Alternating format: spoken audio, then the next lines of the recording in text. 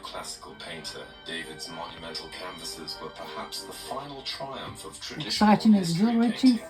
thing called Adopting the art and fashionable music. Greco-Roman style, That's just my David blended these antique subjects with Enlightenment exciting, philosophy to create moral exhilarating beauty exemplars. His of linear art and music. forms dramatically illustrated narratives that It's often very important mirrored to me. contemporary politics. As the premier painter of his day, David served the monarchy of Louis XVI, And this is the Maestro post-revolutionary Ingres. government, and the Emperor Napoleon Bonaparte, despite the radical differences in these ruling regimes. He also ran an important studio where his students would later rebel against his example, sowing the seeds of modernism.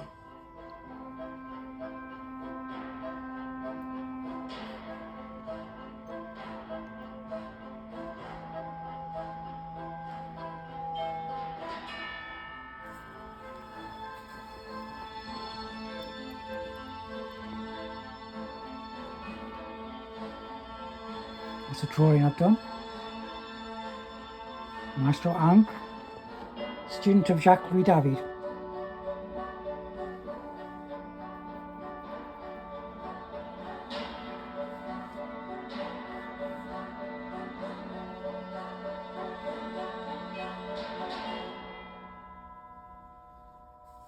Very dramatic.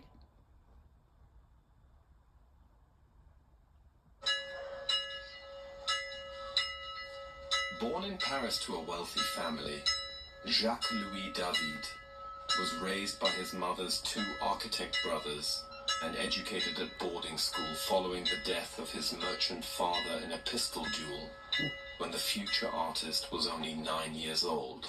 David defied his family's hopes that he too would train to be an architect or pursue a career in law or medicine by deciding to become an artist.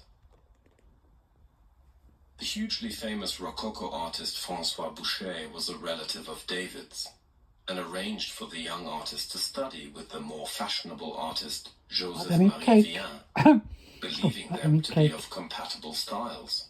While a student, David was maimed during a fencing match with a colleague, a facial injury that compounded a speech impediment. The wound eventually became a non-malignant tumor that made his speech even more difficult and resulted in a visible deformity to his face.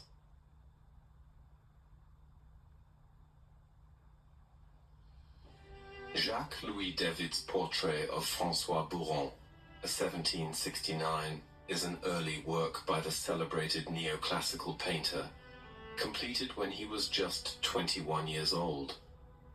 This portrait is significant not only as a demonstration of David's developing technical skills, but also as an insight into his early stylistic tendencies before he fully embraced the neoclassical aesthetic. The painting depicts François Bouron, an official in the